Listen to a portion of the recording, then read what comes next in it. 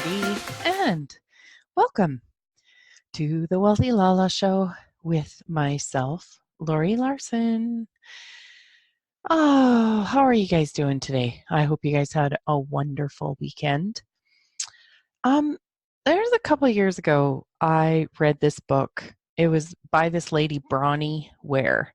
She was is an Australian palliative care nurse, and I just want to see if the book was actually called the same thing. The Top 5 Regrets of the Dying. And I thought that'd be really interesting to check in and, read the book. And it was really, really good. So I'd really recommend it. The Top 5 Regrets of the Dying. So she was, she noticed themes and trends among the people who she assisted as a palliative care nurse. So if you're not sure what palliative care is, it's basically end of life care. So this is a blog that you can actually find on the internet. And here are the top 5 life regrets according to her and how they apply to you. So the number 1, I wish that I had let myself be happier. She says, here is how it applies to you. Happiness is a choice. Take the time to enjoy what's good about your life, whether it's a loving family, a great circle of friends, a safe roof over your head, a stable job, and food on the dining room table. Don't spend your whole life looking ahead. Appreciate what you have now in the moment. And basically, this is really, to sum it up, is it's having gratitude for what you do have. And when I've learned even more since then, the importance and the gift that gratitude is for you to create, you, me, us, to create a life that even greater, and to have those things that we desire to have that make our life sweet and delicious and fun and playful. Gratitude is just invaluable. And so number 2, I wish I hadn't worked so hard. Money isn't everything, she says, although this is a regret that the author said came from all men. Women also regretted working so hard. In the end, money can't buy you happiness, more time with your family and loved ones, and more time on this earth. Although your career is important, it's not the be-all, end-all. Yeah, I get this one. And, there's also not anything wrong with working hard. It's really being aware of what actually creates greater in your life. There may be times where I think I was watching Mark Wahlberg was on Ellen the other day. And he was saying that they don't let themselves as a family go apart for more than 2 weeks. So obviously, that's him working hard. It's a choice for him to be away from his family. And it's a choice that the family then decides no more than 2 weeks is going to be like the maximum. So he was away for a couple of months. And so there was a period where the kids and his wife came and joined him for about a week and a half during the kids' spring break. And then he would come home on weekends. And then there was a time where then he came home for, anyways, that was what I remember them saying. So it's also really looking at your life and what's actually going to create greater, and not like we each have to find what that is, what that means. I wished I wouldn't had to work so hard. And one of the things that I've thought of too, when I saw, even my hubby, he worked really hard. Or other people, you see that. It's like, who's going to be there at your deathbed? Is it going to be your coworkers, or is it going to be your family? And where do we put the most effort? And it even reminds me of when I talked about this before on a previous show. Darcy Lang, she's a speaker in Canada here, and she says, like, don't bring your leftovers home to your family. Like, do you bring your leftovers home so that your family kind of gets the end of you?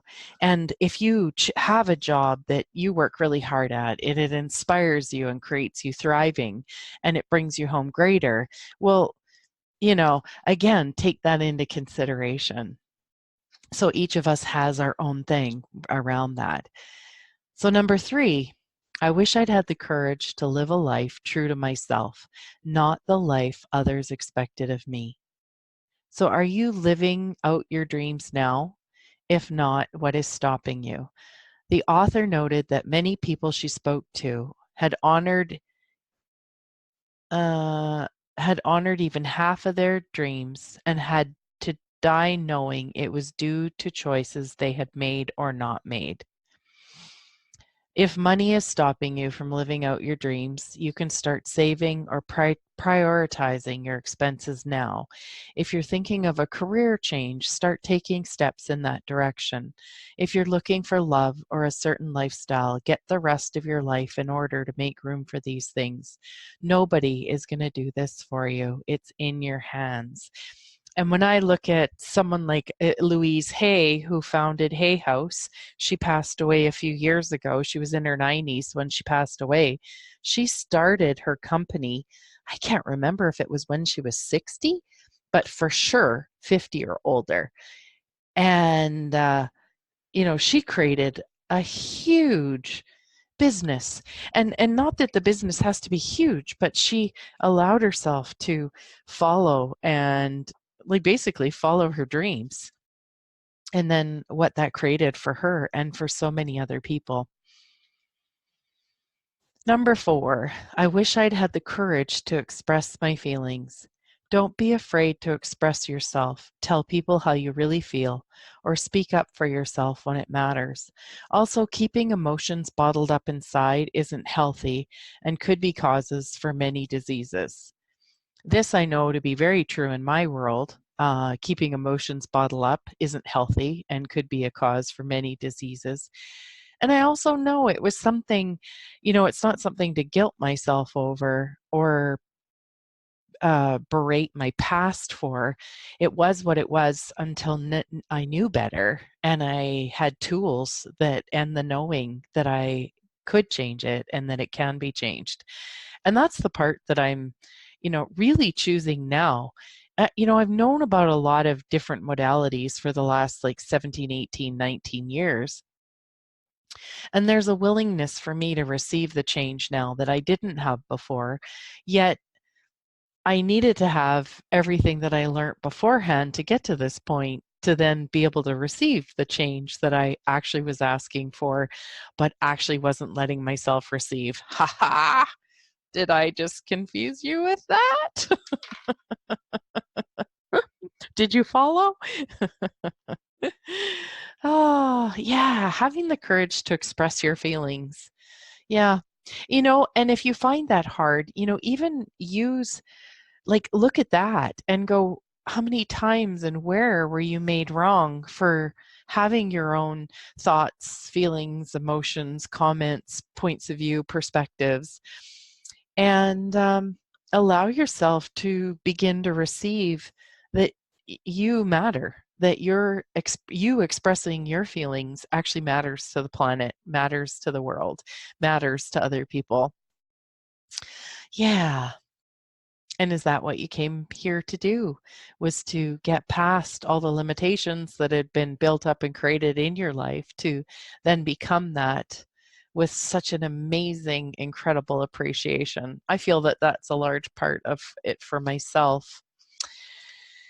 So number 5, I wish I'd stayed in touch with my friends.